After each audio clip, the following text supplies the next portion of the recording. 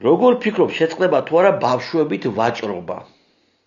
მოგესწრებათ, რომ საერთაშორისო ქსელი არსებობს ბავშვებით ვაჭრობისა.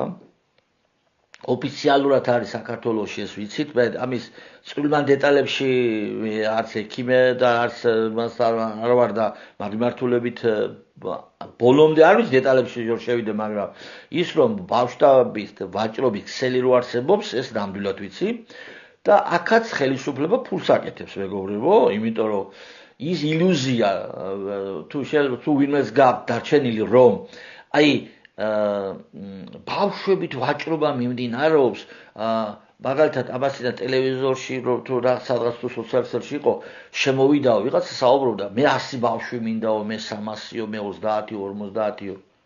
რა თუნდაც ამდენი ბავშვები?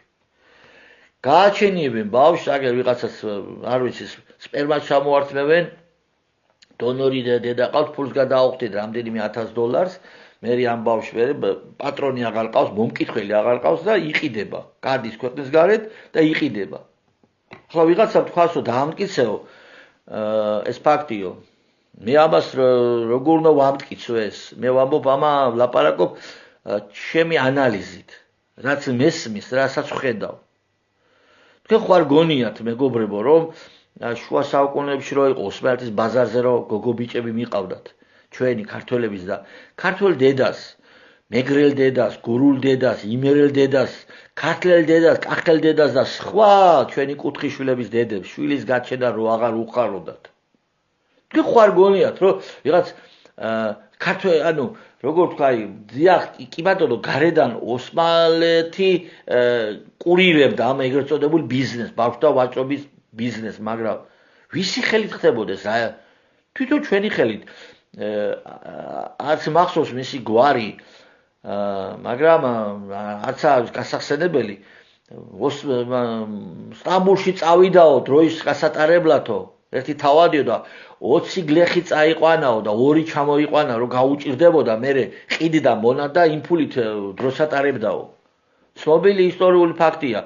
გურიაში და იმერეთში რომ ვეღარ იშოვნებოდა ბავშვები გადადიოდნენ ქართლში და კახეთში და იქიდან მოყავდათ დატყვევებული ქართველები და ყიდნენ ბაზარზე, მერე ოსმალეთის ბაზარზე აქედან წასულები და ცხენში და მათში რაღაც თამაშებში აგებდა ხალხი ამ უბრალო საცოდავ ადამიანებს. არ არის ჩვენი ისტორია და თქვენ ხარ გონიათ რომ ამ ადამიანების შთამომავლები გაქრნენ.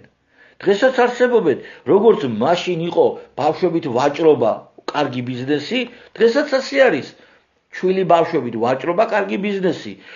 სოლომონ პირველი ხრესილ ბრძოლაში რომ მოუგო ოსმალებს. მეორე მხარეს სოლომონის ჯარში იყო 11000 ქართველი. და ოსმალეთის 20000-იან არმიას 10000 ქართველი იყო შემატებული. თუ არ ვცდები ციფრებში 10000 და 11000 როგორ ქართველები იქით-აქეთ ზუსტად ვიცი და ოსმალები კიდე პლუს 20000 იყვნენ მგონი თუ არ ვცდები. თუ 30000 თუ კლიენტი იყო 31000. სადაულები იყვნენ ეს ქართველები ოსმალეთის მხარზე რას ითხოვდნენ? მონათა ვაჭრობის გაგრძელებას ითხოვდნენ. და ცნობილი ფაქტი არის, ისტორიული ფაქტი, მე ასეთი ფაქტების გამოაშკარებების მომხრე ვარ.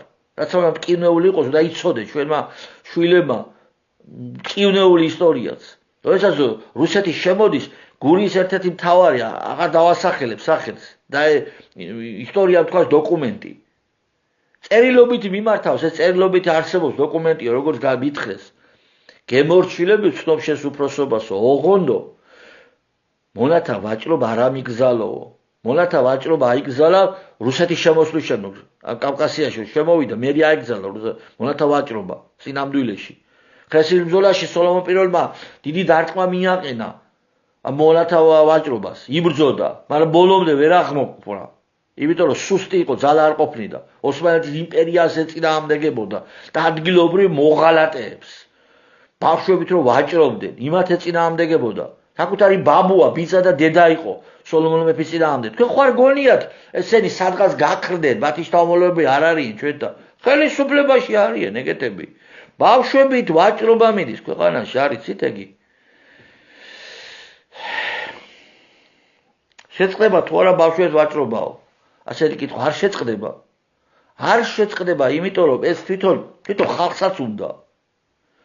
როდესაც თუ კი არ გინდა ახლა არ ვიცი რა, თუ კი შენ მართლა გაწუხებს ბავშვობით ვაჭრობა.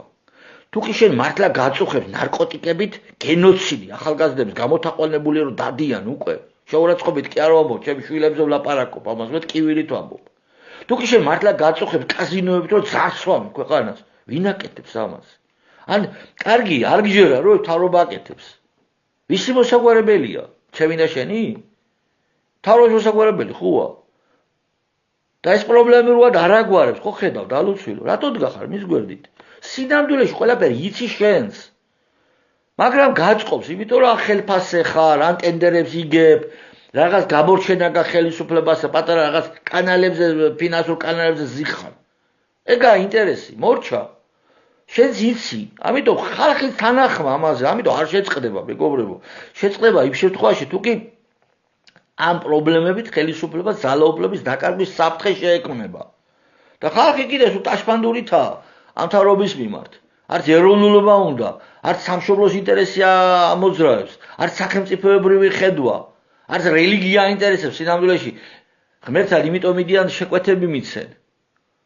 ღმერთის დავალება, ღმერთის რჩევები, ღმერთის მითითება რომ გაითვალისწინო, კაცო, იმიტომ კი არა ვარ, ჩვენ მორწმუნეები. შეკვეთები რომ ხო ძლიერია კაცო ღმერთი. მივდივარ და რაღაც შეკვეთებს მივცემთ, ესე გამიკეთე, ესე გამიკეთე. ამისთვის გვინდა. მე ყველაზე არ ვლაპარაკობ, რა თქმა უნდა, ვინცაა ასეთი. ღმერთმა ძალა მოგცეთ, ასე რომ არ შეწყდება ბავშვთა ვაჭრობა. არ შეწყდება მეგობრებო, სანამ ჩვენ არ გავიღვიძებთ. და ჩვენ როდის გავიღვიძებთ? ბოლომდე არასდროს. სამწუხაროდ.